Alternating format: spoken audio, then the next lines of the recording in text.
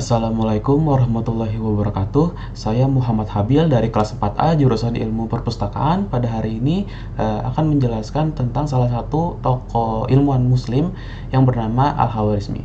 Baik. Jadi Al-Khawarizmi sendiri memiliki nama lengkap Abdullah Muhammad bin Musa Al-Khawarizmi, yang dimana dia ini lahir di daerah Khawarizmi atau sekarang disebut Uzbekistan pada tahun 780 Masehi. Kemudian beliau wafat pada tahun 847 Masehi, namun ada literatur lain yang menyatakan bahwa beliau itu wafat pada 850 Masehi di Baghdad, Irak. Al-Khawarizmi ini sendiri hidup pada masa Bani Abbasiyah di masa Kekhalifahan Harun ar-Rasyid, dan beliau ini berhasil masuk ke lingkungan Dar al-Hukama, yaitu lembaga penelitian dan pengembangan ilmu pengetahuan yang ada di masa Bani Abbasiyah karena kepandaian dan kecerdasan yang dimiliki oleh Al-Khawarizmi. Al-Khawarizmi ini dikenal sebagai tokoh muslim yang banyak membangun dan menemukan teori-teori tentang matematika. Salah satunya itu adalah aljabar yang oleh ilmuwan barat disebut dengan aritmatika atau ilmu hitung. Nah, selain terkenal dengan teori-teorinya tentang matematika, Al-Khawarizmi ini juga merupakan salah satu tokoh ilmuwan muslim yang terkenal di bidang geografi dan juga astronomi.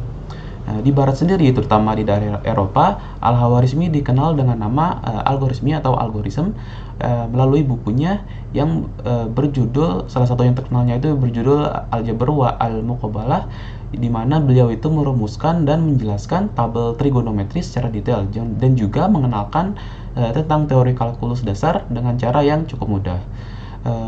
Maka dari itu, dengan adanya salah satu kitab yang beliau tulis tadi, yang terkenal tadi, maka Al-Khawarizmi ini menjadi tonggak dari sejarah aljabar, dan beliau juga menjadikan aljabar sebagai ilmu yang eksak atau mempelajari ilmu-ilmu yang sudah pasti yang melalui dengan hitungan. Dan beliau ini disebut sebagai Bapak Aljabar. Nah, kemudian mulai di abad pertengahan, ilmu matematika di dunia barat itu banyak dipengaruhi oleh karya dari Al-Khawarizmi dibanding penulis-penulis lainnya yang ada di barat yang juga menulis tentang ilmu matematika. Kemudian ada karya-karya yang cukup terkenal dari karyanya Al-Khawarizmi. Yang pertama itu ada kitab Al-Mukhtasar fi Hisab Al-Jabr wal Muqabalah, di mana kitab ini adalah karya Al-Khawarizmi yang ditulis sekitar abad ke-9 Masehi yang cukup monumental pada awal kemunculannya. Jadi kitab ini juga diterjemahkan ke dalam bahasa Latin oleh Gerard sekitar abad ke-12. Lalu kitab ini berisi uraian dan penjelasan tentang persamaan linear dan juga kuadrat. Kemudian ada juga seorang ahli sejarah yang bernama Boyer yang mengatakan bahwa di kitab ini Al-Khawarizmi ini menguraikan tentang perhitungan yang lengkap dan memecahkan akar positif dan juga persamaan sampai dengan derajat kedua. Dia juga menambahkan bahwa kitab ini memperkenalkan metode dasar pengurangan dan juga penyiimbangan yang mengacu pada sebuah persamaan.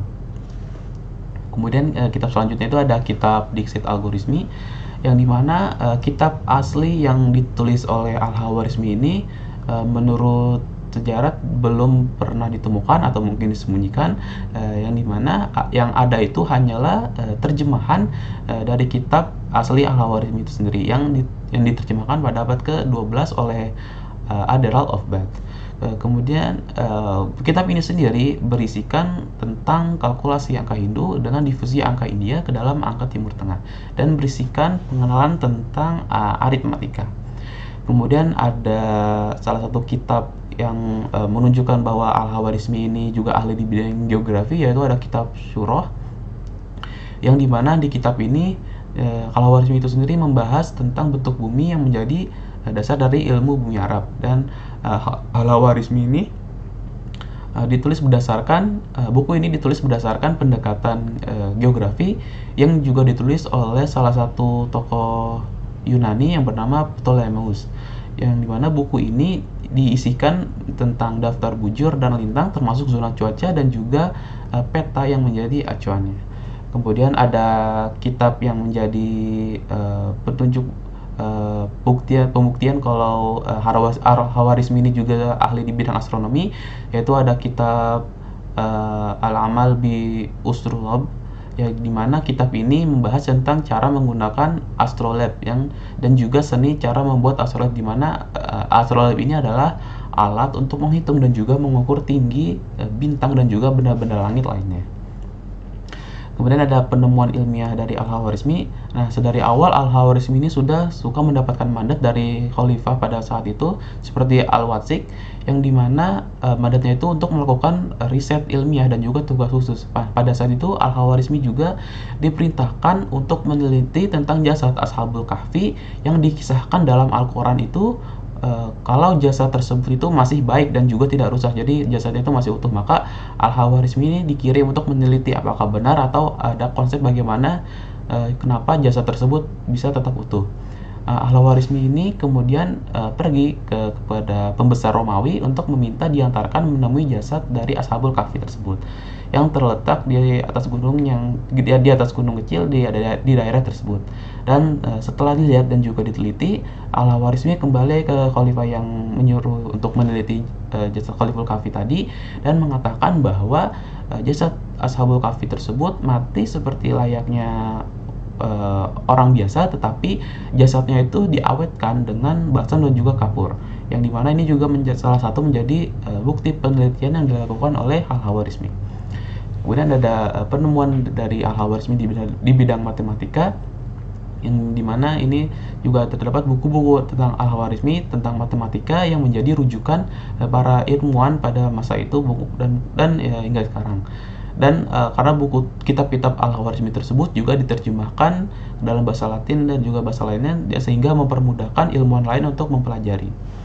Kemudian ada salah satu temuannya di bidang matematika itu seperti yang sudah dijelaskan tadi, itu ada aljabar, yang dimana ini merupakan salah satu dari cabang ilmu matematika yang dimana ini mempelajari penyederhanaan dan pemecahan menggunakan simbol-simbol untuk menggantikan konstanta dan juga variabel, yang dimana aljabar ini juga dijabarkan lewat kitab Al-Khawarizmi, buatan Al-Khawarizmi yang sudah disebutkan tadi, yaitu Al-Mukhtasar wal Muqabalah.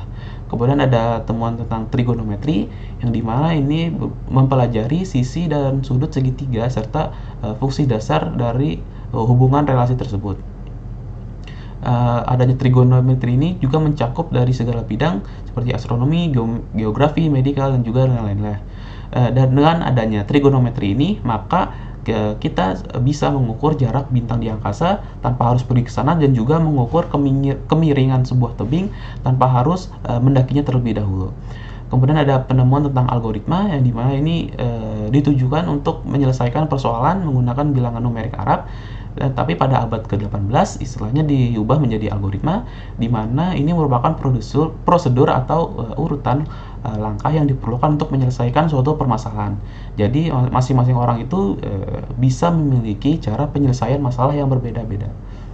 Kemudian ada salah satu temuan dari Al-Khawarizmi yang cukup terkenal hingga sekarang, yaitu adalah penemuan tentang angka 0 atau bilangan 0, yang dimana Al-Khawarizmi ini disebut sebagai orang pertama yang menemukan angka 0. Angka 0 sendiri ini memiliki manfaat sebagai identitas tambahan dari bilangan bulat untuk bilangan real dan juga bilangan aljabar lainnya. Bilangan angka 0 ini juga memiliki sifat penting di keilmuan lainnya seperti dalam menghitung, ilmu alam, dan juga ilmu pasti dan juga lain-lainnya. Angka 0 sendiri itu melekat pada setiap angka. Kalau kita bisa lihat dari angka desimal itu ada 0,1, ada 0,2, 0,3 dan seterusnya, dan juga untuk angka terakhir seperti angka 9 itu jika dilihat dari segi desimal maka nilainya itu adalah 9,00. Dan juga angka yang dikalikan dengan 0 hasilnya itu sudah pasti 0, maka angka 0 ini salah satu gunanya juga untuk menetralkan sebuah angka. Nah, selain di bidang matematika tadi, Al-Khawarizmi juga ikut andil dalam di bidang astronomi, yang tadi kita melalui kitabnya yaitu Astrolabe, yang dimana ini menjelaskan cara-cara menggunakan astrolabe untuk mengukur ketinggian suatu bintang dan juga benda-benda langit lainnya. Kemudian beliau juga ikut andil dalam mengukur lingkaran bumi dan sebagainya. Al-Khawarizmi juga ahli di bidang geografi, di mana dalam kitabnya itu yang tadi Surah Al-Ard, yang dimana dia ini membenarkan pendapatnya Ptolemeus untuk penyajian peta untuk mengenai keseluruhan atau sebagian permukaan bumi melalui peta tadi. Jadi kita bisa melihat penampakan bumi atau penampakan ataupun sebagian permukaan bumi melalui peta yang sudah dibuat. Baik, sekian penjelasan dari saya mengenai tokoh Al-Khawarizmi. Kurang lebihnya mohon maaf. Wassalamualaikum warahmatullahi wabarakatuh.